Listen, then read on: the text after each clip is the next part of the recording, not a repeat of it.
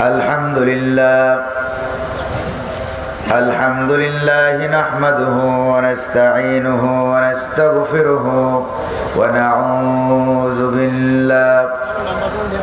ونعوذ بالله من شرور أنفسنا ومن سيئات أعمالنا من يهد الله فلا مضل له ومن يضلل فلا هادي له ونشهد أن لا إله إلا الله وحده لا شريك له ونشهد أن سيدنا وحبيبنا ومولانا محمدا عبده ورسوله الذي أرسله بالحق بشيرا ونذيرا وداعيا إلى الله بإذنه وسراجا منيرا فقد قال الله تعالى في كلامه المجيد وفرقانه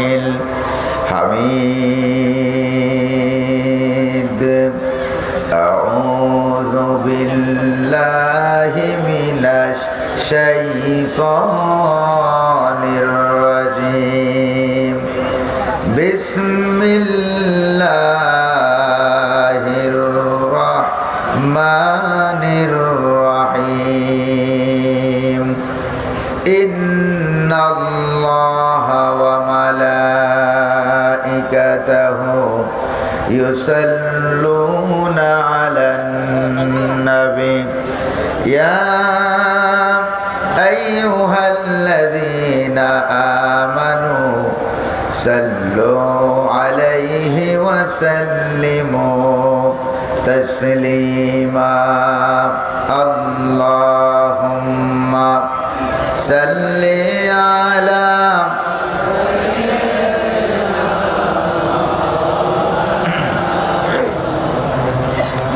وعلى آل سيدنا مولانا মোহাব্বতের সাথে প্রাণ খুলে সকলে বলুন আল্লাহুম্মা সাল্লি আলা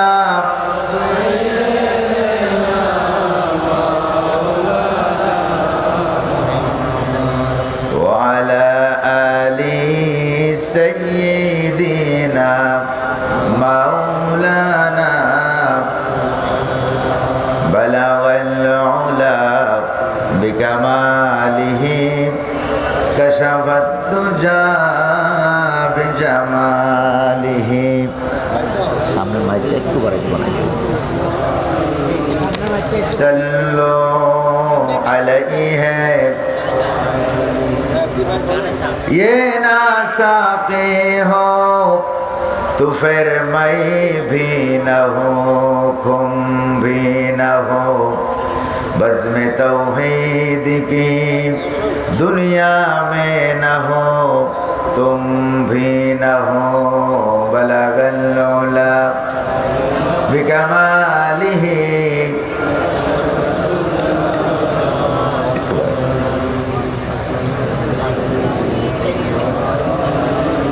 सल्लो अलैहि व आलि पिलाए साक़िए कौसर ने मुझको जामे वहदत का ओ सीना हमारा खजाना उसकी नातों मदाहत का बलगल उला बिकमालिही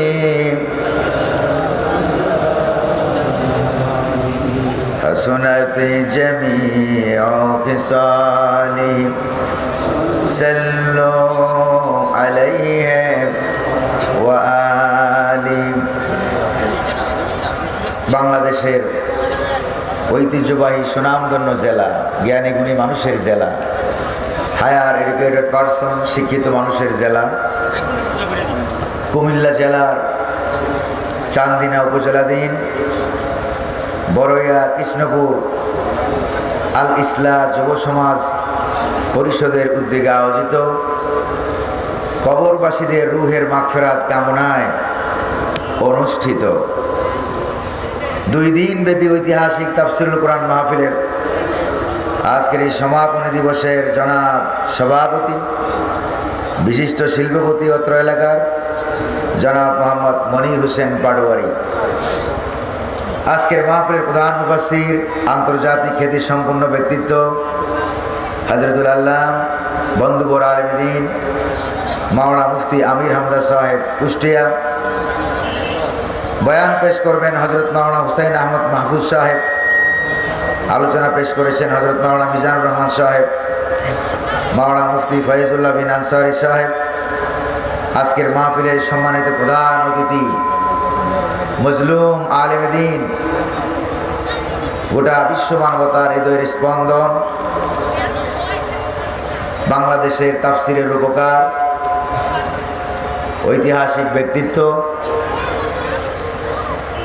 আল্লামা হযরত মাওলানা দেলোয়ার হোসেন সাইদি রহমতুল্লাহের সুযোগ্য সন্তান আলহাজ মোহাম্মদ শামীম সাইদি সাহেব সহ আমন্ত্রিত ওলামায়ে কেরাম, মঞ্চবিষ্ট মেহমানবৃন্দ, বিশেষ অতিথিবৃন্দ, আমার সামনে উপস্থিত কোরআন প্রেমিক ইসলাম প্রিয় ভাইরা, মিডিয়া কর্মী ভাইরা, মাইক অপারেটর ভাই সহ মাহফিলের বিভিন্ন দায়িত্ব ও কাজে নিয়োজিত স্বেচ্ছাসেবক যুব সমাজ কর্মী ভাইরা, পর্দার আড়ালের মা এবং বোনেরা, সাংবাদিক বন্ধুগণ, সকলের প্রতি আমার আন্তরিক সালাম। আসসালামু আলাইকুম ওয়া রাহমাতুল্লাহি ওয়া বারাকাতুহু। সালামের জবাব যা দিলেন এতে করে মনে হয় আপনারা কুমিল্লা জেনারেল হাসপাতালে ভর্তি আছেন। সুস্থ নাকি অসুস্থ এটা টেস্ট করার জন্য আমি আবারও সালাম দিচ্ছি। আসসালামু আলাইকুম ওয়া রাহমাতুল্লাহ। এখন মোটামুটি বোঝা যায় প্রিয় কুমিল্লার ভাইয়েরা আপনারা কেমন আছেন। আজকে যিনি আমাদেরকে মাহফিলে আসার তৌফিক দিলেন তিনি কে? কুমিল্লার ভিতরে যারা কুমতলব খুঁজেছিল তাদেরকে বিদায় করে দিলেন তিনি কে? আজকের এই মাহফিলে আমাদেরকে সুন্দর মনোরম পরিবেশে, নাতিশীতোষ্ণ, না শীত না গরম, এয়ার কন্ডিশন, এই পরিবেশে যিনি আসার, বলার, শ্রবণ করার তৌফিক এনায়েত করলেন, সে মনিবের দরবারে অন্তরের গভীর কুন্দর থেকে শুকরিয়া জ্ঞাপন করছি। আকাশ বাতাসকে মুখরিত করে আল্লাহ পাকের দেওয়া জবান দিয়ে তারই শেখানো ভাষায় আমরা সকলে পড়ছি আলহামদুলিল্লাহ।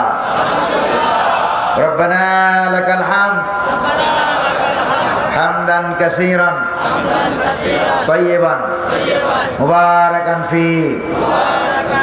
শুকরিয়া আদায় করলাম কার? দুরূদ শরীফ পড়লাম কার? দুরূদ শরীফ বলে আল্লাহ। দুরূদ শরীফ কি আল্লাহ না মুহাম্মদুর রাসূলুল্লাহ সাল্লাল্লাহু আলাইহি ওয়াসাল্লামের দরবারে আল্লাহ যেন দয়া করে, মেহেরবানি করে আমাদের দুরূদুস সালাম খানাকে সোনার মদিনার সবুজ গম্বুজের নিচে হুজুরের রওজায়ে আতহারে পৌঁছায় দিন। আমরা বলি আমিন। আর জোরে বলি আমিন। প্রিয় ভাইরা আমার, ভূমিকায় কোনো কথা নাই বলে, যেহেতু তাফসীরুল কোরআন মাহফিল, আমরা সরাসরি আল্লাহ পাকের কালাম থেকে আমরা তাফসীর শুরু করব। আল্লাহ পাক যেন তার এই নগণ্য গোলামকে তৌফিক দান করুন, বলি আমিন। আজকের এই মাহফিলে আসতে পেরে আপনারা খুশি না বেজার? কম না বেশি? বিগত 15-16 বছর আমরা কোরআনুল কারীম থেকে সরাসরি কথা বলতে পারি নাই। যেখানে আমরা কোরআন থেকে সরাসরি কথা বলতে গিয়েছিলাম সেখানে আমরা দৌড়ানি খেয়েছিলাম। জোরে বলেন ঠিক কিনা? আপনাদের কুমিল্লায় বোধহয় দৌড়ানি খাওয়া লাগে নাই, মাহফিল বোধহয় বন্ধ হয় নাই। আর যারা আমাদেরকে দৌড়ানি দিত ওরা খাইতো বিরিয়ানি আর আমরা খাইতাম, যেরকম ঠিক কিনা? আল্লাহ পাক কালের আবর্তনের চাকা তিনি ঘুরাইয়া দিলেন। এখন আল্লাহ পাক আমাদেরকে খাওয়ান বিরিয়ানি, ওদেরকে খাওয়ান দৌড়ানি। এমন দৌড়ানি যেই দৌড়ানির চোরে বর্ডার পাস হইয়া মামা বাড়ি দিল্লি গিয়ে পালিয়েছে, যেরকম ঠিক কিনা? ভাইরা আমার, আজকের এই পবিত্র তাফসীরুল কোরআন মাহফিলে আমরা কিছু ডাইরেক্ট কথা বলতে চাই। আল্লাহ যে আমাদের আল্লাহ, এটা কি ডাইরেক্ট না ইনডাইরেক্ট? কোরআন যে আল্লাহর কিতাব, ডাইরেক্ট না ইনডাইরেক্ট? মুহাম্মদুর রাসূলুল্লাহ আল্লাহর নবী, ডাইরেক্ট না ইনডাইরেক্ট? এই জন্য আমরা সরাসরি কিছু ডাইরেক্ট কথা শুনবো। যুগে যুগে আল্লাহ পাক এই পৃথিবীতে যত স্বৈর শাসকের পতন ঘটিয়েছেন, ফেরাউন বলেন, নমরুদ বলেন, বনু নজির বলেন, বনু কুরাইজা বলেন, যুগে যুগে আবু জাহেল, আবু লাহাব, কারুন, হামান, উতবা, সাইবা, তাদের পতনের ঘটনা কোরআনুল কারিমে আছে নাকি নাই?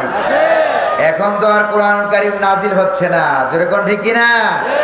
এই জন্য নতুন করে লেডিস জালেমদের পতনের ঘটনা এখন আর নতুন করে নাজিল হওয়ার সম্ভাবনা নাই। এজন্য যেহেতু অতীতের সমস্ত জালেমদের পতনের ঘটনা আল্লাহ পাক কোরআনে উঠিয়ে দিয়েছেন, তারই ধারাবাহিকতায় আমরা চাই আমাদের বাংলাদেশের লেডিস ফেরাউন যারা গণভবন থেকে পালিয়েছে তাদের ঘটনা একবারে প্রাইমারি স্কুল থেকে শুরু করে, মাদ্রাসা থেকে শুরু করে, স্কুল, কলেজ, ইউনিভার্সিটি পর্যন্ত তাদের পালিয়ে যাওয়ার ঘটনা প্রত্যেকটা ক্লাসের পাঠ্য বইয়ে পাঠ্য করা হোক। সেটা কি আপনারা চান? কারা কারা চান দুহাত উঁচু করে আল্লাহকে দেখান।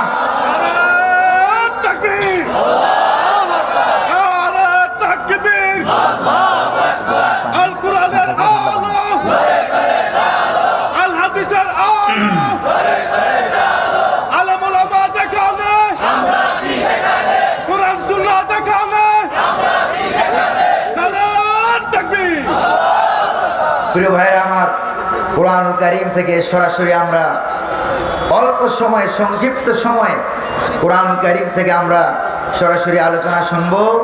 বিতাড়িত মরদুদ শয়তানের ওয়াসওয়াসা থেকে আমরা পানা চেয়ে নিচ্ছি আল্লাহ সুবহানাহু ওয়া তাআলার কাছে। পরম করুণাময়, অতীব দয়ালু আল্লাহ সুবহানাহু ওয়া তাআলার নামে আমরা শুরু করছি। সকলে পড়েন আমার সাথে। আউযু বিল্লাহি মিনাশ শাইতানির রাজীম। বিসমিল্লাহির রাহমানির রহিম।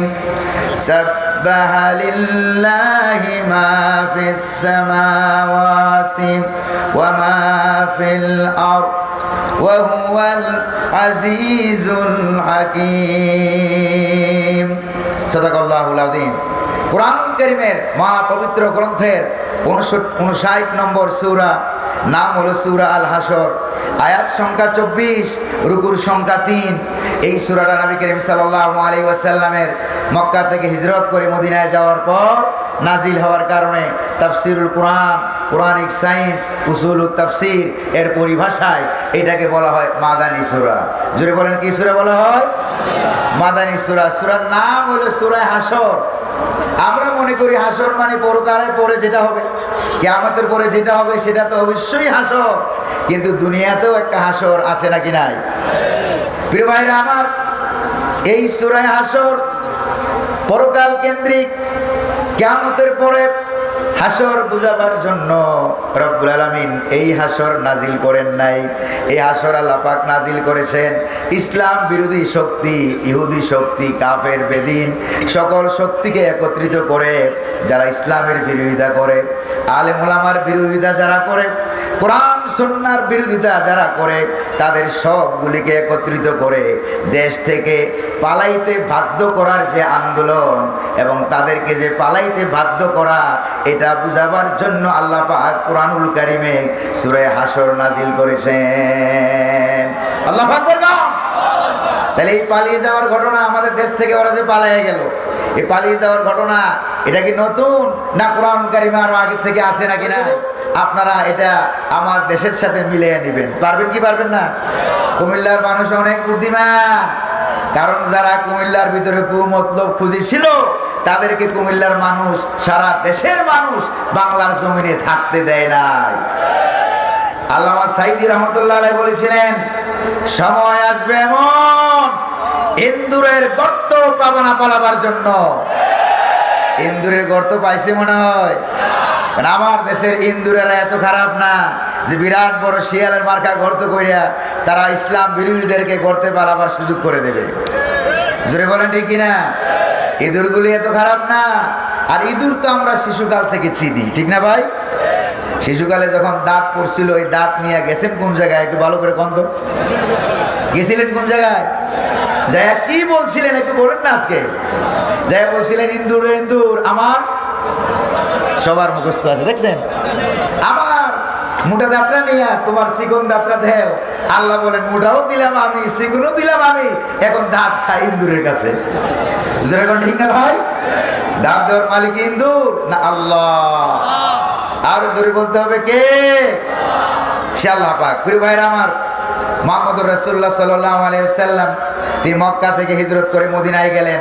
মদিনার রাষ্ট্র হয় অবস্থা, ইহুদিদের সাথে সন্ধি চুক্তি হয়ে গেল। এবার ইহুদিরা গাদ্দারি করলো। এক পর্যায়ে তারা তাদের প্রাচীর বিল্ডিংয়ের উপর থেকে পাথর নিক্ষেপ করে মুহাম্মদুর রাসূলুল্লাহকে হত্যা করার ষড়যন্ত্র করেছে। জোরে বলেন ঠিক কিনা? তারা হত্যা করার ষড়যন্ত্র করলো। রাব্বুল আলামিন বললেন, জিবরাইলকে পাঠিয়ে দিলেন আর বললেন, প্রিয় হাবিব এখানে আর বসা যাবে না, ইহুদি বনু নজির গোত্র এলাকায় এখানে আর আপনি থাকতে পারবেন না। তারা গোপন বৈঠক করেছে, আপনাকে তারা হত্যা করে ফেলবে। আপনি মুসলমানদের এলাকায় চলে যান। নবীজি চলে গেলেন মুসলমানদের এলাকায়। মুসলমানদের এলাকায় যাওয়ার পর মুহাম্মদুর রাসূলুল্লাহকে হত্যা করা, এটা কি ছোট গুনাহ না বড় গুনাহ? এর থেকে বড় মারাত্মক গুনাহ কি আকাশের নিচে জমিনের উপরে আর হইতে পারে? আর হইতে পারে না। এবার হুজুর সাল্লাল্লাহু আলাইহি সাল্লাম ইহুদিদেরকে আলটিমেটাম দিয়ে দিলেন। 10 দিনের সময় দেওয়া হলো আলটিমেটাম। ক্ষমতা ছাড়ো, এলাকা ছাড়ো, দেশ ছাড়ো, মদিনা ছাড়ো, অন্য দেশে পালাইয়া যাও। কয়দিন? জোরে বলেন না কয়দিন? 10 দিনের সময় দেওয়া হলো। আমাদের বাংলার জমিনেও ওই ইহুদিদের মতো 5 তারিখ পর্যন্ত স্বৈর শাসকদেরকে সময় দেওয়া হয়েছিল বৈষম্য বিরোধী ছাত্র আন্দোলনের পক্ষ থেকে। জোরে বলেন ঠিক কিনা? 10 দিনের সময় দেওয়া হলো, পালিয়ে যাও এলাকা থেকে। এবার ইহুদিরাও রাজি হয়ে গেলেন, যা কাম আমরা করছি, পালানো ছাড়া কোনো গতি নাই। ইহুদিরা রাজি হয়ে গেল। মুনাফিকদের সর্দার আব্দুল্লাহ বিন উবাই ইন্ডিয়ার ভূমিকায় হাজির হয়ে গেছে। ভালো করে মিলান, ইন্ডিয়ার ভূমিকায় হাজির হয়ে গেছে। পালাবেন না, তোমরা পালাবো না, প্রয়োজনে আমরা সৈন্য দেব। ইন্ডিয়ায় দিল ৮৬,০০০ সৈন্য। যেরকম ঠিক না? আর আব্দুল্লাহ বিন উবাই তারা বললো, ইহুদিরা তোমরা পালাইও না, তোমাদেরকে আমি ২,০০০ সৈন্য দেব। কয় হাজার? আর তোমাদের বাড়িঘরগুলো অনেক মজবুত, তোমাদের বাড়িঘরগুলো উপরে যা দুর্গ, মাটির নিচেও দুর্গ। বাড়িঘরের চতুর্দিক দিয়ে ঘন সাজানো খেজুরের বাগান। এই খেজুর গাছের কারণে কেউ তোমাদেরকে হামলা করতে পারবে না। তারা এদিক দিয়ে ইহুদিদের সাথে আঘাত করলো, আর বাংলাদেশের সৈন্য শাসকেরা তারা এদিক দিয়ে ইন্ডিয়ার সাথে আঘাত করলো। চিল্লা এখন ঠিক কিনা? 10 দিন পেরিয়ে গেল। মুহাম্মদুর রাসূলুল্লাহ সাল্লাল্লাহু আলাইহি ওয়াসাল্লাম সাহাবায়ে কেরামদেরকে প্রস্তুত করলেন। ইহুদি বনু নজির পুত্রের চতুর্দিক দিয়ে তোমরা ঘেরাও করো, অবরোধ তৈরি করো, মিছিল করো, মিটিং করো, হরতাল করো, প্রয়োজনে গাছ কাটো, প্রয়োজনে রাস্তা কাটো, যেখানে আগুন লাগানোর দরকার সেখানে প্রয়োজনে আগুন লাগাও, যেখানে যা করার দরকার তাই করো। কারণ ইমান টিকে থাকলে দুনিয়া টিকে থাকবে, ইমান যদি না থাকে দুনিয়া টিকে থাকবে না। জোরে কোন ঠিক কিনা? যা করা লাগে তা করবা। এবার হুজুরের অর্ডার পাইয়া আপনি কি মুহাম্মদুর রাসূলুল্লাহর দিন শিখাইতে পারবেন? ফতুয়া শিখাইতে পারবেন? কিন্তু বাংলাদেশে এরকম কিছু দালাল মৌলবী আছে, তাদের নেত্রীর পতন হওয়ার পর বাইতুল মুকাররমের খতিবি ছাইরা পালাইতে বাধ্য হয়েছে। যদি বলেন ঠিক না ভাই? পালাতে বাধ্য হয়েছে। দালালি করে, দালালি করতে করতে শাহবাগী যাইয়া নাস্তিক মুরতাদ বাম রামদের সাথে তাল মিলাইয়া তারা মাওলানা দেলোয়ার হোসেন সাইদির ফাঁসি চেয়েছে। যেরকম ঠিক কিনা? তোমরা কি এখন আছো? জোরে বলেন না, এখন আছে নাকি? এখন তারা নাই। প্রিয় ভাইরা আমার, এবার হুজুরের অর্ডার পাইয়া সাহাবায়ে কেরাম মদিনা শরীফ থেকে প্রায় 2 মাইল দূরে বনু নজির ইহুদি গোত্রের চতুর্দিক দিয়ে হরতাল তৈরি করলো, ব্যারিকেড তৈরি করলো, অবরোধ তৈরি করলো। আল্লাহ পাকের হুকুম এই আন্দোলনের প্রতি নাজিল হয়ে গেল। আল্লাহু আকবার বলেন। রব্বুল আলামিনের হুকুম নাজিল হয়ে গেল। সাহাবায়ে কেরাম তারা যাতে প্রতিষ্ঠিত শক্তি, রাষ্ট্রীয় শক্তি, ইহুদি শক্তির বিরুদ্ধে আন্দোলন করতে ভয় না পায়, এই জন্য রব্বুল আলামিন সেই আন্দোলনের ময়দানে সূরা হাসর নাজিল করে দিয়া সাহাবায়ে কেরামদেরকে শক্তি যোগাইয়া দিলেন। আন্দোলনের ময়দানে সূরা নাজিল হয়েছে, চিল্লায়ে বলেন আল্লাহু আকবার। এটা কি সহজ কথা মনে করেন আপনারা? অনেক বড় মারাত্মক কঠিন আন্দোলন হয়েছিল সেদিন। সূরা হাসর নাজিল হয়ে গেল। সাব্বাহা লিল্লাহি মা ফিস সামাওয়াতি ওয়া মা ফিল আরদ ওয়া হুয়াল আজিজুল হাকীম। আল্লাহু আকবার কি বলা যায় না? আকাশ এবং জমিনে যা কিছু আছে সবাই তাসবিহ পড়ে কার? আরো জোরে বলেন না কার? আমার নবীর সাহাবীরা শোনো, আমি হলাম মহাপরাক্রমশালী, আমি হলাম মহাপ্রজ্ঞাময়। আকাশ এবং জমিনে সবাই যেহেতু আমার তাসবিহ পড়ে, তাহলে আকাশ এবং জমিনের দৃশ্য আর অদৃশ্য সমস্ত সৈনিকের মালিক যিনি, তিনি কে? আল্লাহ সৈনিক আছে না ভাই? কোরআনে কারীমে অন্য আয়াতে বলা হয়েছে, ওয়া মা ইয়ালামু জুনুদা রাব্বিকা ইল্লাহু, তোমার রবের সৈন্যবাহিনীর সংখ্যা কত এটা কেবল তিনি ছাড়া আর কেউ জানে না। আর কেউ জানে নাকি? এবার আল্লাহ পাক বলেন, ঈমান নিয়ে আন্দোলনে নামে যাও, আর ঈমান যদি থাকে আল্লাহ পাক আমি তোমাদেরকে বিজয় দান করব। ওয়াদা কার? আল্লাহ। কোরআনে কারীম বলছে, ওয়ালা তাহিনু ওয়ালা তাহজানু ওয়া আনতুমুল আ'লাউনা ইন কুনতুম মুমিনিন। ভয় পাওয়ার কোনো কারণ নাই, হতাশ হওয়ার কোনো কারণ নাই। যদি ঈমানদার হয়ে থাকো তাহলে অবশ্যই আমি তোমাদেরকে বিজয় দান করব। ঘোষণাটা কার? সাহাবায়ে কেরাম আন্দোলন আরম্ভ করে দিলেন। তাদের আন্দোলনের উপরে হুকুম নাজিল হলো, রহমত নাজিল হলো কার? আল্লাহ পাকের রহমত নাজিল হলো। প্রিয় ভাইরা আমার, কারণ আমার দেশে বিগত 16 বছর 17 বছর আন্দোলন তো কম হয় নাই, মানুষ তো কম মারা যায় নাই, অনেক মানুষ মারা গেছে, অনেক আন্দোলন হয়েছে। বিগত 16 বছরে বহু আন্দোলন হলো, বহু মানুষ মারা গেল, কিন্তু জালেম শক্তিরা পালাইয়া যায় নাই। জোরে বলেন ঠিক না ভাই?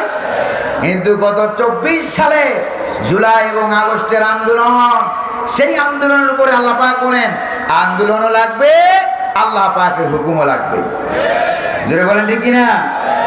এবার রব্বুল আলামিন আন্দোলন শুরু করতে আরম্ভ করলেন সাহাবায়ে কেরামদেরকে। সেই আন্দোলনের ধারাবাহিকতায় বাংলার শিশু সমাজকে আল্লাহ পাক ইমানি মজবুতি দিয়া ময়দানে নামাইয়া দিলেন। আল্লাহু আকবার বলেন। শিশু সমাজকে ময়দানে নামানো এটা কি সহজ না কঠিন? অনেক কঠিন। এর আগে মুরব্বীরা আন্দোলন করেছে, বিরোধী দল আন্দোলন করেছে, কারো আন্দোলনে ওরা পালায় নাই। আল্লাহ পাক শিশু ছাত্র সমাজের কলিজার ভিতরে এমন শাহাদতের তামান্না দান করলেন, শিশুরা রাস্তায় নেমে গেল। এবার শিশুদেরকে দেখাশোনা করার জন্য আব্বা আম্মা নামতে বাধ্য হলো।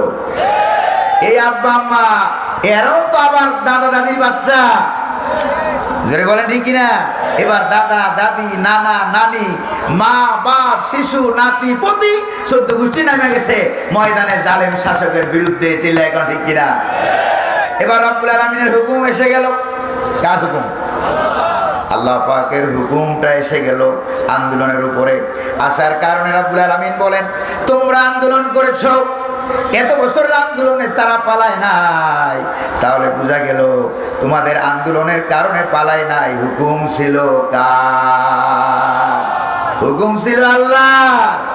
এই জন্য আল্লাহ পাক বলেন, এরপর আল্লাহ পাক বলেন, আমি তাদেরকে ঘাড় ধরে দেশ থেকে পালাতে বাধ্য করেছি। ঘোষণা কার?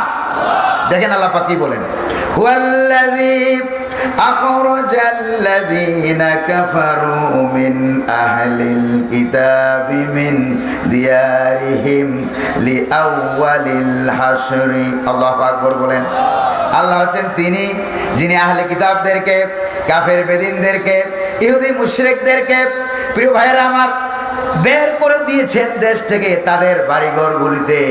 কারণ 16-17 বছর ক্ষমতা পাইয়া কত সুন্দর সুন্দর অফিস তারা করেছিল, বাড়িঘর তারা করেছিল, রিসোর্ট তারা করেছিল। এবার সেগুলিতে ঘুমাবার মতো কুকুর ছাড়া এখন আর কোনো কিছু পাওয়া যায় না। চিল্লায় বলেন ঠিক কিনা? প্রিয় ভাইরা আমার, উলামায়ে কেরাম যারা আছেন ওনারা বুঝবেন ভালো করে। আরবিতে খারাজা ইয়াখরুজু মানে হচ্ছে নিজেরা বেরিয়ে যাওয়া, নিজেরা বেরিয়ে যাওয়া। আর আখরাজা ইউখরিজু, আল্লাহ পাক এখানে আখরাজা শব্দ ব্যবহার করলেন, তার অর্থ হলো নিজেরা ইচ্ছায় বেরিয়ে যাওয়া নয়, আন্দোলনের কারণে, আল্লাহ পাকের হুকুম হওয়ার কারণে ঘাড় ধরে বের হইতে বাধ্য করা। আল্লাহু আকবার বলবেন না? প্রিয় ভাইরা আমার, ওরা বাধ্য হলো বের হতে। তারা বাধ্য হলো সবগুলি কাফের বেদিনকে একত্রিত করে রব্বুল আলামিন বলেন, আমি তাদেরকে লিআউয়ালিল হাশরে, প্রথমবারের মতো একত্রিত করে তাদেরকে বের হতে আমি বাধ্য করলাম। প্রিয় ভাইয়েরা আমার, তাইলে এখানে দুইটা পক্ষ বোঝা যায়। জোরে বলেন কয়টা পক্ষ? জোরে কর না, পক্ষ কয়টা? এক দল হলো আন্দোলনকারী, আরেক দল হলো পলায়নকারী। কয়টা ভাগ হলো? দুটো ভাগ হয়ে গেল। রব্বুল আলামিন এবার যারা আন্দোলন করেছে, সাহাবায়ে কেরাম যারা আন্দোলন করেছ, আমার দেশে বৈষম্য বিরোধী ছাত্র আন্দোলন যারা করেছ, আন্দোলনকারী যারা, তারা একটু ভালো করে শুনে রাখেন। প্রথমে আল্লাহ পাক বললেন, মা যানান্তুম আইয়াখরুজু। আল্লাহু আকবার বলেন। ও আন্দোলনকারীরা, তোমরা কখনো কল্পনাও করো নাই ওরা যে 16 বছর 17 বছরের সাধারণ সংসার ছেড়ে দিয়া প্রধানমন্ত্রী থেকে চৌকিদার পর্যন্ত সম্পূর্ণ 16 আনা নেটওয়ার্ক ছিল ওদের। জোরে বলেন ঠিক না ভাই? 16 আনা নেটওয়ার্ক তাদের। এই নেটওয়ার্ক ছেড়ে দিয়া বঙ্গভবন ছেড়ে, গণভবন ছেড়ে, সংসদ ভবন ছেড়ে, চেয়ারম্যান মেম্বার অফিস থেকে শুরু করে সচিবালয় পর্যন্ত 14 গোষ্ঠী ছাইরা ওরা যে পালিয়ে যাবে, নিরস্ত্র ছাত্র আন্দোলনের ভাইরা এটা কখনো কল্পনাও করতে, আমরা কল্পনা করছি কোন? এমনকি পালাইয়া যাওয়ার পরেও মুরব্বীরা আমাদেরকে এসে বলছে, হুজুর আসলে পালাইছে কিনা? হুজুর এখন ঠিক না ভাই? পালিয়ে যাওয়ার পরও মুরব্বীরা বলতেছে আসলে পালাইছে কিনা। তাইলে কত বড় মজবুত তাদের বাহিনী। জোরে বলেন ঠিক কিনা? এটা হলো আন্দোলনকারীদের মুভমেন্ট, তাদের চিন্তা চেতনা। এবার যারা পালিয়ে গিয়েছে, ক্ষমতাধর, শক্তিধর, আল্লাহ বিরোধী, ইসলাম বিরোধী শক্তি যারা উলামায়ে কেরামদেরকে ধরে ধরে জেলখানায় পাঠাইয়া দিত। কোরআনের পাখি শহীদ আল্লামা সাইদি রাহিমাহুল্লাহকে 13টা বছর তারা জেলখানায় আটকে রেখেছে, 46 দিন রিমান্ড দিয়েছে। এরপরে চিকিৎসার নামে নাটক করে বিষ প্রয়োগ করে তাকে দুনিয়া থেকে বিদায় করা হয়েছে। আমাদের কলিজায় রক্তক্ষরণ আছে নাকি না? গোটা দুনিয়া তালাশ করো, তোমরা এরকম একজন মুফাসসির খুঁজে পাবে না। জোরে বলেন ঠিক না ভাই? তো তোমরা তো মাইরা ফেলেছো, আপনারা কি শুনতেছেন? তোমরা তো মেরে ফেলেছো মুফাসসিরকে।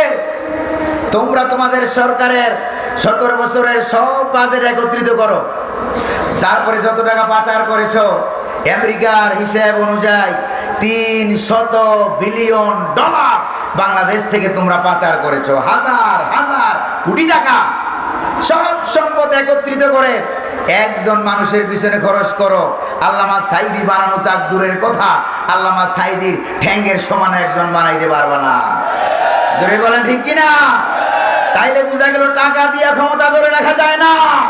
যদি টাকা দিয়া ক্ষমতা ধরে রাখা যেত, যারা টাকার বস্তার উপরে তোষক বানাইয়া, টাকার বস্তার উপরে যারা ঘুমাইছিল, টাকার বস্তা জায়গায় পড়ে আছে, ওরা পালাইয়া গেছে। যদি বলেন ঠিক না ভাই? এবার যারা পালিয়ে গেল তাদেরকে উল্লেখ করে আল্লাহ পাক বলছেন, কি বলছেন দেখেন, ওয়াজান্নু আন্নাহুম মানিআতুহুম হুসুনুহুম মিনাল্লাহ। আল্লাহু আকবার বলবেন না? প্রিয় ভাইরা আমার, কোরআনে আয়াতটা টান দিতে গেলেই গলায় ব্যথা হয়, বুকেও ব্যথা হয়। কারণ গতকালকেও মাহফিল ছিল চট্টগ্রামে, আজকে আবার কুমিল্লায়। সকালে ঢাকা থেকে কিছু প্রোগ্রাম শেষ করে আবার এলাম কুমিল্লায়, আবার আগামীকালকে জুমা, আবার যাওয়া লাগবে চট্টগ্রামে, এরপরে কক্সবাজার। একের পর এক কথাগুলি যে বলতেছি, অনেক কষ্ট হচ্ছে বলতে। আপনারা মনোযোগ সহকারে শুনতে রাজি আছেন নাকি নাই? তো দোয়া করেন আল্লাহ যেন কোরআনের খাতিরে, এই কোরআনের বরকতে এই কোরআনের নগণ্য গোলামকে যাতে আল্লাহ পাক সুস্থ বানায় দেন, বলি আমিন। আর জোরে বলি আমিন। রাগ করতেছেন না তো আপনারা? প্রিয় ভাইরা আমার, এবার আন্দোলন যারা পালাইয়া গেল ওই পক্ষকে আল্লাহ পাক কি বলছেন দেখেন। তারা মনে মনে ভেবেছে ওয়াজান্নু আন্নাহুম মানিআতুহুম হুসুনুহুম মিনাল্লাহ। ওরা মনে মনে ভেবেছিল যে তাদের সংরক্ষিত বাহিনী, তাদের গোয়েন্দা বাহিনী, তাদের র বাহিনী, খেয়াল করেন, তাদের র্যাব বাহিনী, তাদের পুলিশ বাহিনী, তাদের বিজিবি বাহিনী, তাদের দেশি বাহিনী, তাদের সন্ত্রাসী বাহিনী, তাদের ইন্ডিয়া থেকে আমদানি করা বাহিনী, এই বাহিনীগুলো তাদেরকে আল্লাহর আযাব এবং গজব থেকে রক্ষা করবে। তারা এটা মনে করেছিল, এই জন্যই তারা বলেছিল আমি কখনো পালাই না। জোরে বলেন ঠিক কিনা? তারা বলেছিল আমরা পালাই না, পালাবো না। আমরা বলে নাই পালাবো না, তো পালাইলা কেন? কেন পালাইলা? হুকুম কার? 16 আনা ক্রেডিটের মালিককে আল্লাহ পাক বলেন। তারা মনে করেছিল আল্লাহর আযাব থেকে আর গজব থেকে তাদের দুর্গ বাহিনী, তাদের ইন্ডিয়ান বাহিনী, তাদের ষষ্ঠ বাহিনী তাদেরকে রক্ষা করবে। এবার তারা এই ধারণা করে তারা কিন্তু গণভবনে রান্নাও করেছিল। জোরে বলেন ঠিক কিনা? রান্না করেছিল খাবার দাবার, গরম গরম বিরিয়ানি, বিরাট বড় বড় রোস্ট মাছের, বিরাট বড় বড় মাছ রান্না করেছিল, মুরগি রান্না করেছে, গরুর গোশত রান্না করেছে। এমন ভয় আল্লাহ পাক কলিজায় ঢেলে দিয়েছে, খাইয়া পালাইতে পারে না।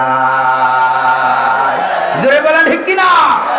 যাদেরকে টাকা দিয়া সেনাপ্রধান বানালো নিজের আত্মীয়, জোরে বলেন ঠিক না ভাই?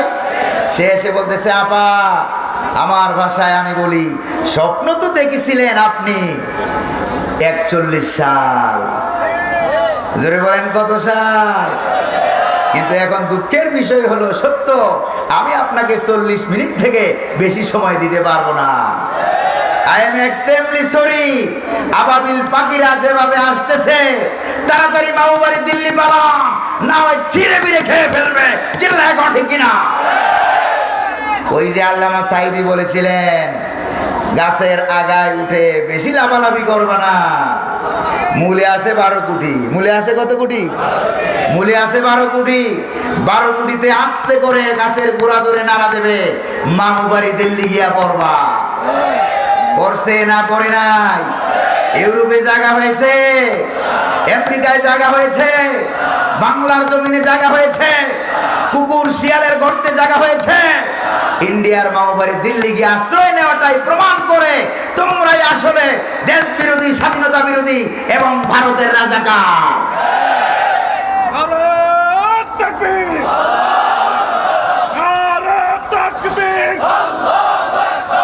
ইসলামের শত্রুরা হুঁশিয়ার সাবধান, কুরআন হাদিসের শত্রুরা হুঁশিয়ার সাবধান, আলেম ওলামা দেখালে আমরা শিশারে, কুরআন সুন্নাহ দেখালে আমরা শিশারে।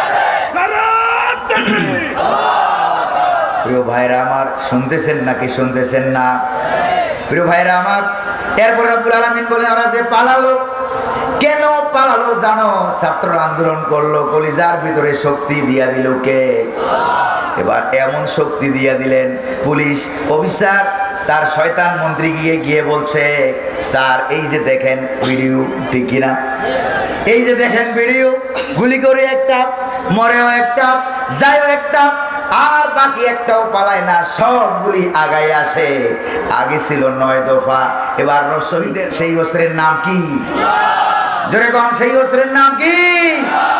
ইমানের সামনে গাছের শুকনা পাতার মতো চলে যাবে গোরা। জোরে কোন ঠিক কিনা? ভয় ঢুকিয়ে দিলেন কে? এমন ভয় তারা পড়ছে। প্রিয় ভাইরা, আপনাদের এই কুমিল্লা চান্দিনী এলাকায় মানুষ যখন বড় রকমের আপদ বিপদ মুসিবতে যখন পড়ে ভয় পায়, তখন আমরা একটা দোয়া পড়ি। দোয়াটা কোন দোয়া? দোয়া ইউনুস। যেরকম নাম কি? দোয়া ইউনুস আমরা পড়ি। ওদের কপাল যে এত খারাপ, দোয়া ইউনুসটাও তাদের কপালে নাই। জোরে বলেন ঠিক কিনা? কারণ তাদের পালিয়ে যাওয়ার পর আল্লাহ পাক এমন এক লোককে ক্ষমতায় বসাইছেন, ওই লোকটার নামও ডক্টর ইউনুস। এবার দোয়া ইউনুস পড়তে গেলে এই ইউনুসের নামটাও মুখ দিয়ে আসে, কলিজা ফেটে যায় ভয়ে থরথর করে। দোয়া ইউনুসটাও তাদের কপালে নাই। চিল্লা এখন ঠিক কিনা? এবার বুঝেন এবার আপনারা কত রকমের মারাত্মক ভয় আক্রান্ত হলে পরে দোয়া ইউনুস পড়ার নসিবে হয় না। আল্লাহু আকবার বলেন। প্রিয় ভাইরা আমার, এরপরে রব্বুল আলামিন বলেন, দেখো আন্দোলনের তীব্রতা সম্পর্কে আল্লাহ পাক বলছেন কেমন আন্দোলন হয়েছিল। ইউখরিবুনা বুয়ুতাহুম বিআইদিহিম ওয়া আইদিল মুমিনিন। আল্লাহু আকবার বলেন।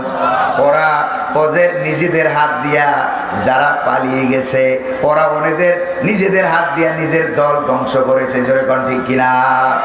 এরা তাদের নিজেদের হাত দিয়া তাদের অফিস ধ্বংস করেছে, দল ধ্বংস করেছে, টাকা পয়সার বস্তাগুলো তারা ধ্বংস করেছে। এবং পাশাপাশি গণভবনে কি সুন্দর সাজানো সাজানো সারিতে সারিতে সাজানো সাজানো শাড়ি ছিল কিনা, দেশি বিদেশি জামদানি বেনারসি। জোরে বলেন ঠিক কিনা? এই যে এগুলি সাজালো, আবার নিজের হাত দিয়ে ভাঙতে বাধ্য হলো। জোরে বলেন ঠিক না ভাই? এই শাড়ি ভাঙানো, এই সাজানো সংসার ভাইয়া তারা পালায়া গেল। ওয়াইদিল মুমিনিন, আর যারা আন্দোলনকারী ছিল তারাও যেখানে ভাঙার দরকার ছিল ভেঙেছে, জ্বালানোর দরকার ছিল জ্বালিয়েছে, পোড়ানোর দরকার ছিল পোড়াইছে, কাটার দরকার ছিল কেটেছে, গর্ত করার দরকার ছিল গর্ত করেছে। জোরে কোন ঠিক কিনা? এই আন্দোলন কোরআনে আছে নাকি নাই? কিন্তু একদল দালাল হুজুর পাবেন যারা বলে ইসলামে হরতাল নাই, আন্দোলন নাই, মিছিল নাই, মিটিং নাই, ছাত্র আন্দোলন মানুষ করে না পশু করে, মানুষ করে না পশু করে, এমন ফতোয়া তারা দিয়েছিল নাকি দেয় না? ওরাই বাংলাদেশের দালাল। এখন আবার ছাত্র সমাজে আব্বা ডাকে। যেরকম ঠিক না ভাই? আগে বলেছে ছাত্র আন্দোলন নাকি পশু করে। যেরকম না বুঝবিল্লা, কোরআনে কি আন্দোলনের অভাব আছে ভাই? কোনো অভাব নাই। প্রিয় ভাইয়েরা আমার, এবার আন্দোলন হলো মারাত্মকভাবে। এবার 16-17 বছরের প্রতিষ্ঠিত শক্তিশালী ক্ষমতা এরা যে তাদের বাড়িঘর ছেড়ে পালিয়ে গেল, কার ঘোষণা? এরা যে পালিয়ে গেল। এবার রব্বুল আলামিন বলেন, পালিয়ে যাওয়ার পর তোমরা শিক্ষা গ্রহণ করো। ফাতাবিরু ইয়া উলিল আবসার। আল্লাহু আকবার বলেন। শিক্ষা গ্রহণ করো, জ্ঞানবান যারা আছো আন্দোলন থেকে শিক্ষা গ্রহণ করো। যারা পালিয়ে গিয়েছ তারাও শিক্ষা গ্রহণ করো, ভবিষ্যতে এই কাম জীবনেও করবা না, ঠিক কিনা? আর যারা পালিয়ে যাও নাই, যারা আন্দোলন করো নাই, চুপচাপ বসেছিলাম, তারাও শিক্ষা গ্রহণ করো। কারণ তোমরা চুপচাপ বসে থাকলেও কাউকে না কাউকে দিয়ে আল্লাহ পাক কোরআনের বিজয় দান করবে। আর 3 নম্বর শক্তি, যারা আন্দোলন করেছ তোমরাও শিক্ষা গ্রহণ করো, ভবিষ্যতে এরকম জালেম যারাই হবে শপথ গ্রহণ করো, তাদেরকেই দৌড়িয়া দেশের থেকে পালাতে বাধ্য করা হবে। জোরে কোন ঠিক কিনা? শিক্ষা গ্রহণ করো। কারণ ফেরাউন, নমরুদ, হামান, কারুন, আবু জেহেল, আবু লাহাব, উতবা, সাইবা, বাংলার জমির লেডিস ফেরাউন এক যুগে এসে বিদায় হয় না। জোরে বলেন ঠিক না? এরা কি পৃথিবীতে স্থায়ী হইতে পেরেছে? পৃথিবীতে কেউ স্থায়ী হয় না। স্থায়ী হয়? পৃথিবীতে কেউ স্থায়ী হয় না, হোক না সে নমরুদ কিবা ফেরাউন, কেউ ভবে চিরকাল রয় না, ঠিক কিনা? ফেরাউন শেষ তক ছিল না, মৃত্যু তাকেও ছেড়ে দিল না, রেখে গেল সব তার স্মৃতিচিহ্ন, রেখে গেল সব তার স্মৃতিচিহ্ন। কেউ যেন ফেরাউন হয় না, কেউ যেন ফেরাউন হয় না। তবে দুঃখের বিষয়, বাংলার জমিনে তারা তাদের আব্বা জাতির পিতার যে চিহ্ন রেখে গেছিল, এগুলিও বাংলার ছাত্র সমাজ জাতির পিতারে নামাইয়া গলায় জুতার ফিতা পরাই দিছে। যেরকম ঠিক না ভাই? জায়গায় জায়গায় আব্বার নাম আছে নাকি নাই? আপনার বোধহয় রাগ করতেছেন। শহীদ আল্লামা সাঈদ রহমতুল্লাহ আলাইহি একবার তাফসীর করতে গিয়ে তিনি বলছিলেন, কত জায়গায় জায়গায় তোমরা আত্মীয়করণ, দলীয়করণ, আব্বাকরণ করেছো, ভালো করে খেয়াল করেন। তখনও পদ্মা সেতু হয় নাই। শহীদ আল্লামা সাঈদ রহমতুল্লাহ আলাইহি বলেছিলেন যে ইউরোপ থেকে এক পর্যটক আসছে, ইংলিশম্যান, বিদেশি মানুষ, ইংরেজ পর্যটক আসছে বাংলাদেশে, সোনার বাংলাদেশ দেখবে। এই সোনার বাংলাদেশ দেখতে গিয়া তারা বলল যে তোমার দেশে নাকি পৃথিবীর দীর্ঘ 11তম লম্বা সেতু নাকি তোমার দেশে আছে, চলো সেই সেতুটা আমার একটু দয়া করে দেখাবা। কই যে স্যার চলেন সেতু দেখাই। সেই উত্তরবঙ্গে ঢুকার সিংহদ্বার সিরাজগঞ্জ চলে গেল সেই সেতু দেখাবার জন্য। কাছে গিয়ে বলে, বিরাট বড় লম্বা সেতু, এত বড় সেতু, তোমার মতোই গরিব বাংলাদেশে এত সুন্দর সেতু, আচ্ছা তোমাদের এই সেতুটার নাম কি? কই এই সেতুর নাম হলো বঙ্গবন্ধু সেতু। নাম কি? বঙ্গবন্ধু সেতু। সেতু দেখার পর বেচারা এবার ঢাকা শহরে ঢুকতেছে, ঢুকতে ঢুকতে প্রায় সন্ধ্যা হয়ে গেছে। ড্রাইভার দেখায় ভেবু ভেবু, বিরাট বড় বড় লাইট দেখা যায়। হ্যাঁ, একটু পর পরে হাউকাওয়ার আওয়াজ শোনা যায়। ভাই ওখানে কি?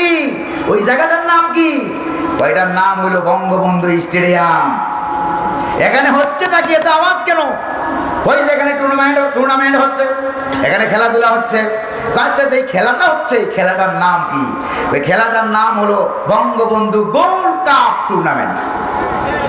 এরপরে কয় যে ভাই তোমার দেশের বাংলাদেশের খেলাটা কেমন, ওইটাকে আমার একটু দেখাবা, ওইটাকে আমরা একটু দেখতে পারি। কই যে স্যার আসেন আসেন, মোস্ট ওয়েলকাম, আসেন আপনার সেই খেলাটা দেখাই। এবার বিদেশি বেচারা গিয়া গ্যালারিতে বসে গেছে খেলা দেখার জন্য। তো খেলায় তো হার জিত আছে নাকি নাই? খেলা শেষ হয়ে গেল, একদল হারলো আর একদল জিতলো।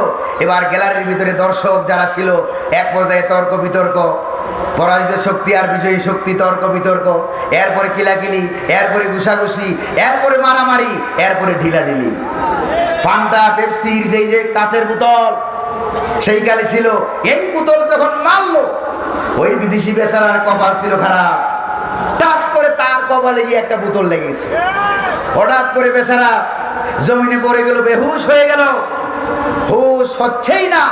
হাসপাতালে নিয়ে 3-4 ঘন্টা পর চিকিৎসা দেওয়ার পর বেচারার যখন হুশ এলো, বেচারা তখন আশেপাশের লোকদের জিজ্ঞেস করলো যে ভাই আমি এখন কোন জায়গায়? কয় যে বঙ্গবন্ধু মেডিকেল বিশ্ববিদ্যালয় হাসপাতালে। এরপরে বেচারা বলছে ভাই তোমাদের হাতে পায়ে ধরে বলি, কিছুক্ষণ পরে আমার আর বঙ্গবন্ধু গুরুস্থানে নিও না। জোরে গান ঠিক কিনা? এমন কাম যারা করেছিল বাংলার মানুষ তোমাদেরকে থাকতে দেয় না। তাইলে বোঝা গেল ভবিষ্যতে যারা আসবে ক্ষমতায়, তারাও যদি একই আকাম করো, বাংলার মানুষ তোমাদেরকে থাকতে যেরকম দেবে। প্রিয় ভাইরা আমার, আপনাদের খেয়াল নজর আছে নাকি নাই? এরপরে রব্বুল আলামিন বলেন, ওরা যে পালিয়ে গেল, পালিয়ে যাওয়ার সুযোগটা যিনি দিলেন তিনি কে? দেখেন আল্লাহ পাক কি বলেন, ওয়ালাউলা আন কাতাবাল্লাহু আলাইহিমুল জালাআ লাআযাবাহুম ফিদ দুনিয়া। রব্বুল আলামিন বলেন, যদি আমি তাদেরকে, তিনি যদি তাদেরকে পালিয়ে যাওয়ার সুযোগ না দিতেন, আল জালা দেশান্তরিত হওয়া, পালিয়ে যাওয়ার সুযোগ যদি তিনি তাদেরকে না দিতেন, তাহলে যেভাবে আবাবিল পাখিরা এসেছিল, লাযাবাহুম ফিদ দুনিয়া, তাদেরকে দুনিয়ার জমিনে কঠিন শাস্তি দেওয়া হতো। জোরে কোন ঠিক কিনা? যদি গণভবনের ভিতরে লেডিস ফেরাউনকে ছাত্ররা পাইতো, কি করতো কোন তো আপনারা? জোরে বলেন কি করতো? কুমিল্লার ভাষায় একবারে সিরা বিরা শেষ করে পালাইতো। জোরে কোন ঠিক কিনা? হয়তো আপনাদের চান্দিনা এলাকার মানুষ, কুমিল্লা এলাকার মানুষ হয়তো আবেদন করতেন, আমাদেরকে একটা টুকরা। জোরে বলেন ঠিক কিনা? কি করবা টুকরে দিয়া? হয়তো আপনারা বলতেন আমার এলাকার কুত্তারে খাওয়াবো। জোরে বলেন ঠিক কিনা? কুত্তার সামনে যখন দিতেন, এবার কুত্তাও মনে হয় অভিমান করতো যে আমার রুচি এত নিচে যায় নাই যে ফেরাউনের গোশত আমি খাই। জোরে বলেন ঠিক কিনা? তাহলে পালিয়ে যাও দইরা আর কোথাও না, তোমার বানানো ডাইরেক্ট আয়না ঘর আছে নাকি না? এবার বুঝো মজা, কত ধানে কত চাল হয়, ঠিক না ভাই? এই যে কুমিল্লার মানুষের বেশি কথা বলা লাগে না, একটু ইশারা মারলেই কাম হয়ে যায়। আল্লাহু আকবার বলেন। প্রিয় ভাইরা আমার, এটা হলো দুনিয়ার শাস্তি। এবার রব্বুল আলামিন বলেন ওয়ালাহুম ফিল আখিরাতি আযাবুন নার, আর পরকালেও তাদের জন্য জাহান্নামের কঠিন শাস্তি আছে নাকি না? দুনিয়ার শাস্তিও আছে, পরকালের শাস্তিও আছে। এরা মনে করছে পালাইয়া গেছি, ভালো করে খেয়াল করেন, ওরা মনে করছে পালাইয়া গেছি, আর বেটা পালাইয়া গেছো, আর বেটি পালাইয়া গেছো, বাংলার জনগণের কিল খাওয়া থেকে বাঁচছো। জোরে বলেন ঠিক না? তো পালাইয়া যে গেছো, আজরাইলের কাছ থেকে পালাইতে পারছো? আল্লাহর আসমান থেকে পালাইতে পারছো? আল্লাহর জমিন থেকে পালাইতে পারছো?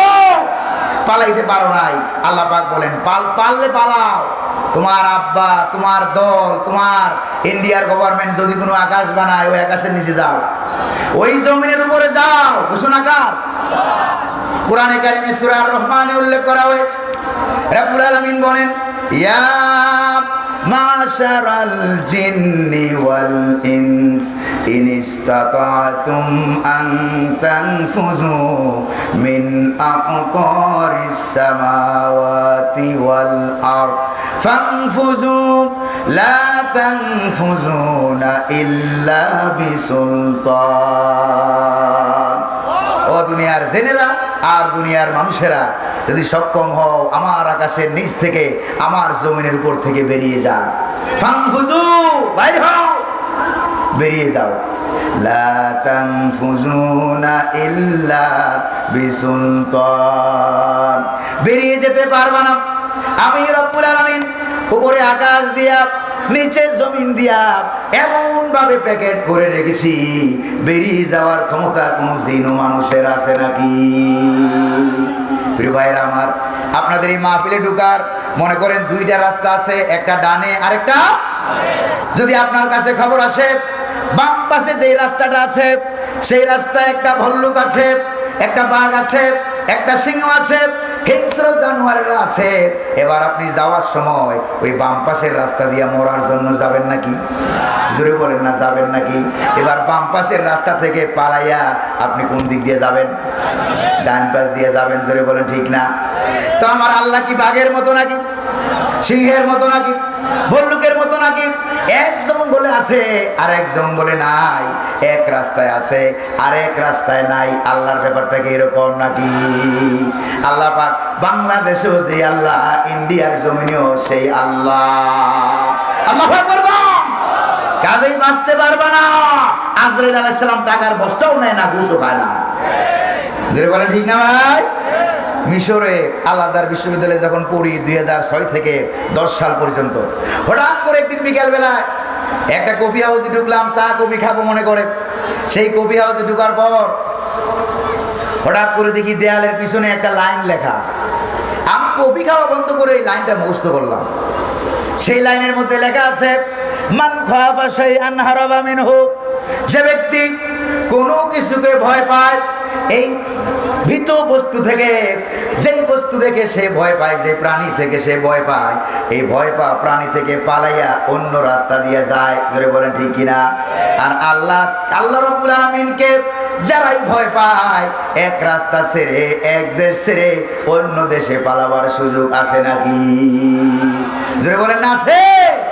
এবার তারা যে পালাইয়া গেল, দুনিয়ার শাস্তিও পাবে, পরকালে শাস্তিও আছে নাকি নাই? এবার আল্লাহ পাক বলেন কেন পালাইতে বাধ্য হইছো? আল্লাহ পাক কারণ বর্ণনা করেন। ও বনু নজির গোত্রের ইহুদিরা, তোমরা যে সাহাবায়ে কেরামের তীব্র আন্দোলনে পালাইয়া গেলা, ও বাংলার জমিনের শৈল শাসক আর তার প্রেতাত্মারা, ছাত্র সমাজের তীব্র আন্দোলন যে আন্দোলনে তোমরা যে পালাতে বাধ্য হলা, আসল কারণ কি দেখো। কে বলছেন? রাব্বুল আলামিন বলছেন যালিকা বিআন্নাহুম শাকুল্লাহ ওয়া রাসূলাহু ওয়া মান ইউশাক্কিল্লাহা ফাইন্নাল্লাহা শাদীদুল ইকাব। আল্লাহু আকবার বলেন। কেন তোমরা পালাতে বাধ্য হলো? রব্বুল আলামিন বলেন পালাতে বাধ্য হলো কারণ তোমরা আল্লাহর সঙ্গে বেয়াদবি করেছো, রাসূলের সঙ্গে বেয়াদবি করেছো, হঠকারিতা করেছো, আল্লাহ এবং তার রাসূলের বিরুদ্ধে বিদ্রোহ তোমরা ঘোষণা করেছো। জায়গায় জায়গায় আল্লাহর নাম বাদ দিয়ে তোমরা আব্বার নাম বসাইয়াছিলা। জোরে কোন ঠিক কিনা? ক্ষমতার চেয়ার পাওয়ার পর তোমরা মনে করেছিলা ক্ষমতার মালিক তোমরা। জোরে কোন ঠিক না ভাই? এবার আপনারা বলেন ক্ষমতার মালিক কে? যারা ক্ষমতার চেয়ার পায় আল্লাহর পক্ষ থেকে তারা হলো শুধুমাত্র প্রতিনিধি। জোরে বলেন ঠিক না ভাই? আসল মালিক কে? ক্ষমতার আসল মালিক আল্লাহ। কোরআনে কারিমে আছে নাকি নাই? কুলিল্লাহুম্মা মালিকাল মুলকি তুতিল মুলকা মান তাশা ওয়া তানজিউল মুলকা মিম্মান তাশা ওয়া তুইজ্জু মান তাশা ওয়া তুযিল্লু মান তাশা বিয়াদিকাল খায়র ইন্নাকা আলা কুল্লি শাইইন কাদির। ক্ষমতা দেওয়ার মালিককে, সিনেয়া নেওয়ার মালিককে। প্রিয় ভাইরা আমার, এরপরে রব্বুল আলামিন বলেন ওই যে আন্দোলনের সময় বাংলাদেশের কিছু কিছু দালাল মৌলবীরা উল্টা পাল্টা ফতোয়া দিছে না? হরতাল, মিছিল, মিটিং, গাছ কাটা, গাড়ি পোড়ানো, অফিস আদালত জ্বালানো, থানা জ্বালানো, এগুলি নাকি ইসলামে নাই। এগুলি নাকি ইসলামে নাই। ছাত্র আন্দোলন নাকি ইসলামে নাই। এবার বনু নজির পুত্রের বিরুদ্ধে সাহাবায়ে কেরাম যখন আন্দোলন করে, এবার সাহাবায়ে কেরাম রাস্তা কেটেছে, গাছ কেটেছে, তাদের বাড়িঘরগুলো জ্বালিয়ে দিয়েছে।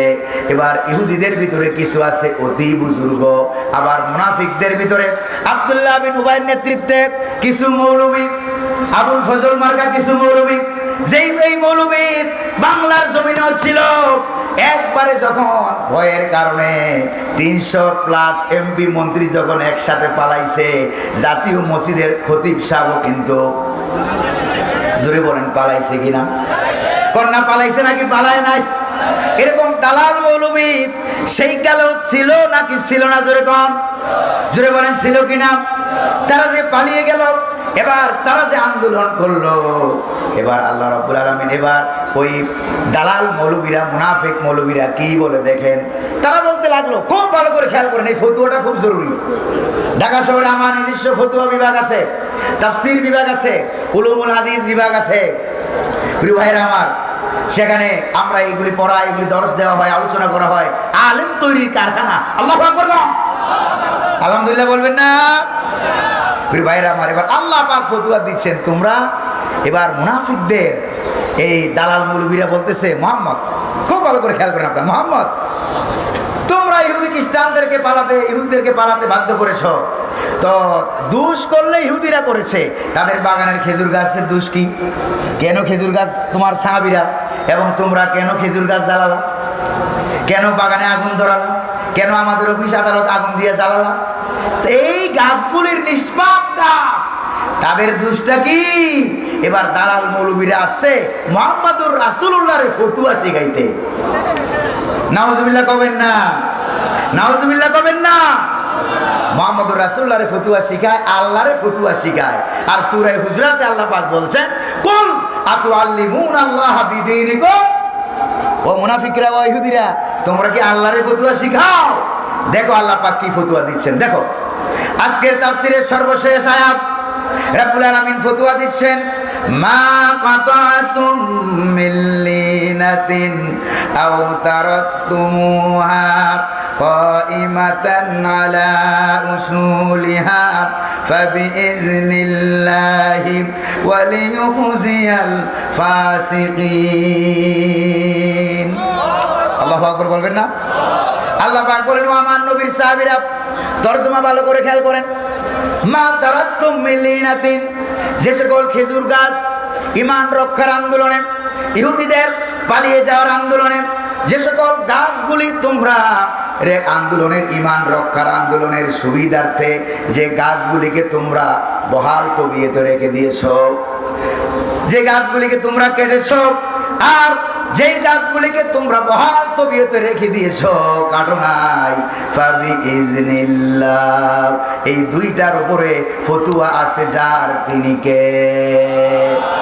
তাহলে তোমরা যে গাছগুলি কেটেছো, ভালো করে তরজমা শুনেন, যে গাছগুলি তোমরা কেটেছো, যে অফিসে আগুন দিয়েছো, রাস্তা কেটেছো, মুহাম্মদুর রাসূলুল্লাহ আন্দোলন করতে গিয়া প্রিয় ভাইরা আমার, খন্দকের যুদ্ধে হুজুর নিজে বিশ্ব রুটগুলি কেটে কেটে শত্রুদেরকে বাধা দিয়েছেন। আছে কিনা কোরআনে?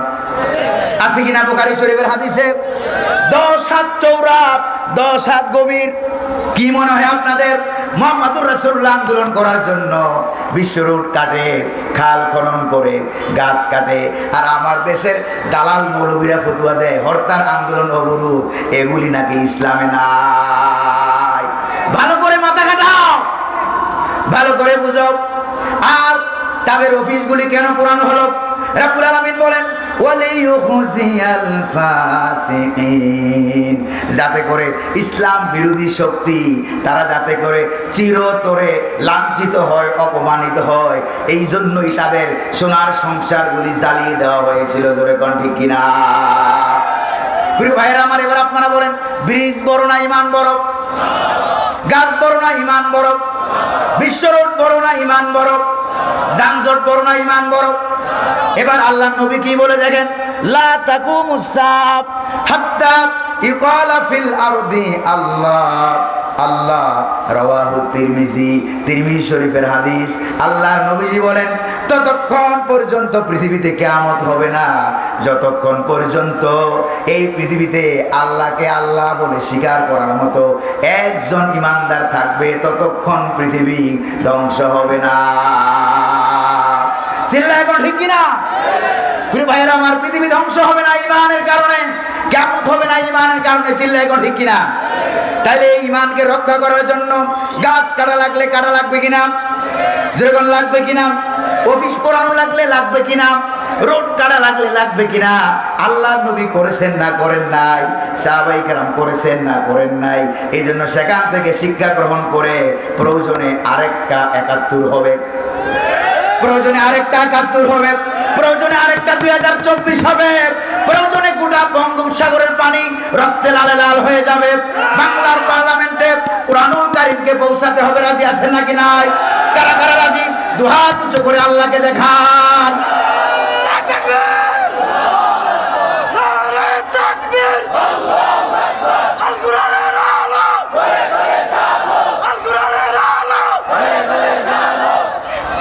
প্রিয় ভাইরা আমার, রাগ করলেন বোধহয় আপনারা?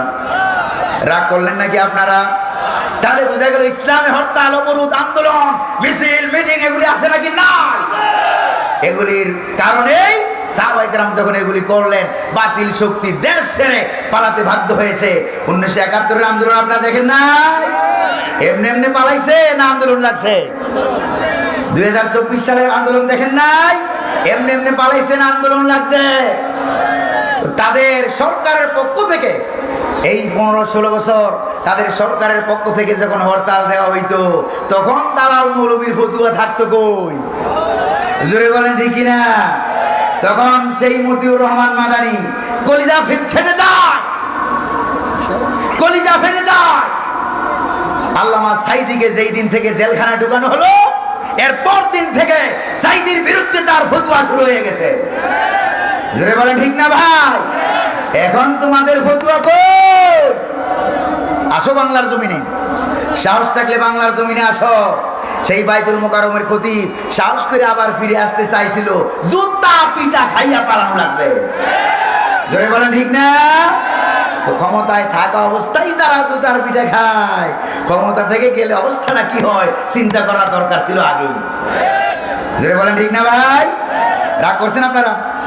প্রিয় ভাইরা আমার, তাহলে বোঝা গেল সূরা হাশরের শিক্ষা থেকে এটা প্রমাণিত হয়, প্রয়োজনে আন্দোলন করতে হবে, আরেকবার আন্দোলন হবে। আল্লাহ যেন আমাদেরকে তৌফিক দান করে, বলি আমিন। আরো জোরে বলি না আমিন। প্রিয় ভাইরা আমার, রাগ করলেন নাকি আপনারা? এই যে আমাকে সময় দেওয়া হয়েছিল 9টা পর্যন্ত, মানে 9টা 2 মিনিট হয়ে গেছে। কয়টা বাজে এখন? 10 মিনিট হয়ে গেছে, শুরু হয়ে গেছে আমার ঘড়িটা। প্রিয় ভাইরা আমার, 9টা 10 মিনিট হয়ে গেছে। আমি যে বাংলাদেশের মৌলভী শুরু হুজুর, তো পরিচয়টা দিয়ে যাই, আমিও কুমিল্লার সন্তান। আলহামদুলিল্লাহ। কোন গ্রামের বাড়ি, জন্মস্থান হলো ব্রাহ্মণপাড়া উপজেলার চান্দোলা গ্রামে। আমার মামা 1971 সালে শহীদ, ইস্ট বেঙ্গল রেজিমেন্টের তিনি সদস্য ছিলেন। ইস্ট বেঙ্গল রেজিমেন্টের সদস্য ছিলেন তিনি, শহীদ। তার লাশ খুঁজে পাওয়া যায় না এই পর্যন্ত। চাচা শহীদ, বাবা দেশের জন্য দুইটা গুলি খেয়েছিল। এরপরে তাদের রক্তের উপরে বাংলাদেশ শহীদ হয়েছে, স্বাধীন হয়েছে। তার মানে এই না আমরা রক্ত দিতে জানি না, ব্যাপারটা এরকম না। বলেন ঠিক কিনা? কুমিল্লার ভিতরে কুমতলব খুঁজা নিজেদের আসল কুমতলব ফাঁস হয়ে গেছে। জোরে বলেন ঠিক না ভাই? তো এইখানে এই জন্য আপনাদেরকে বললাম, থাকি ঢাকায় কিন্তু জন্মস্থান কুমিল্লায়। কুমিল্লার আলেম ওলামা বাংলাদেশে আছে নাকি নাই? আল্লাহু আকবার বলেন। প্রিয় ভাইরা আমার, তাহলে কুমিল্লার আলেমদের প্রতি আপনারা, এই যে আমার ডানে পাশে ডানে বামে অনেক ওলামায়ে কেরাম আছেন, কুমিল্লাতে অনেক বড় বড় আলেমরা আছেন। ইসলামী আন্দোলনের দুর্জয় ঘাঁটি আছে নাকি নাই? আজ থেকে শপথ করেন ইসলামী আন্দোলনের সমর্থক হবেন, কর্মী হবেন, এরপরে আরো আগে যাবেন। কারা কারা রাজি হাত তুলে দেখান।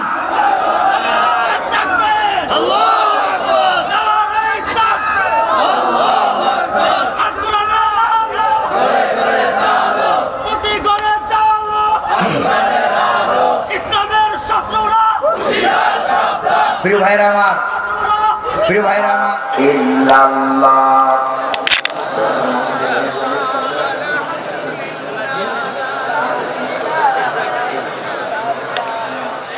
সুবহানাল্লাহ আলহামদুলিল্লাহ লা ইলাহা ইল্লাল্লাহ সুবহানাল্লাহ।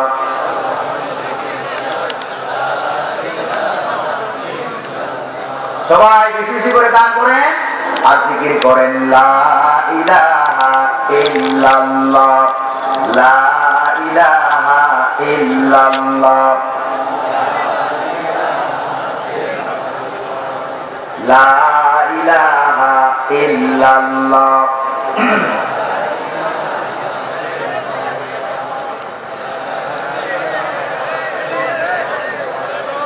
লা ইলাহা ইল্লাল্লাহ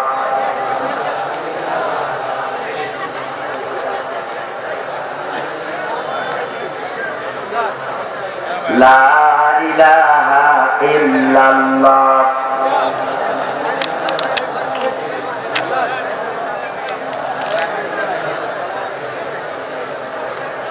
লা ইলাহা ইল্লাল্লাহ লা ইলাহা ইল্লাল্লাহু মুহাম্মাদুর রাসূলুল্লাহ সালাতুন ইয়া রাসূলুল্লাহ আলাইকুম। সকলে পড়েন সালাতুন ইয়া রাসূলুল্লাহ আলাইকুম সালামুন ইয়া হাবিবাল্লাহ আলাইকুম সালাতুন ইয়া রাসূলুল্লাহ আলাইকুম সালামুন ইয়া হাবিবাল্লাহ আলাইকুম। প্রিয় ভাইরা, স্বেচ্ছাসেবক ভাইরা, দান করা কি শেষ হয়েছে? আল্লাহ পাক সকলের দানকে মঞ্জুর করুন বলে আমি, আর জোরে বলে আমি। প্রিয় ভাইরা আমার, আমাদের মাহফিলের প্রধান তাফসীরকারক মাওলানা মুফতি আমির হামজা ভাই, আমি বাসায় থাকতে উনি এসে উপস্থিত হয়ে গেছেন। আলহামদুলিল্লাহ বলেন। তারপরে আমাদের গোটা বিশ্বের হৃদয়ের স্পন্দন শহীদ আল্লামা দেলোয়ার হোসেন সাইদি রহমতুল্লাহ আলাইহি সুযোগ্য সন্তান আলহাজ শামীম সাইদি ভাই, উনিও এসে গেছেন। প্রিয় ভাইরা আমার, সকলে বলেন আলহামদুলিল্লাহ। আজকে কুমিল্লার মাটি ধন্য হোক, আল্লাহ কবুল করুন বলে আমি এই কথা বলে আপনাদের কাছে দোয়া আছে। আমি আমার সংক্ষিপ্ত কথা এখানে শেষ করলাম। ওয়া আখিরু দাওয়ানা আলহামদুলিল্লাহি রাব্বিল আলামিন। ওয়াসসালামু আলাইকুম ওয়া রাহমাতুল্লাহি ওয়া বারাকাতুহু।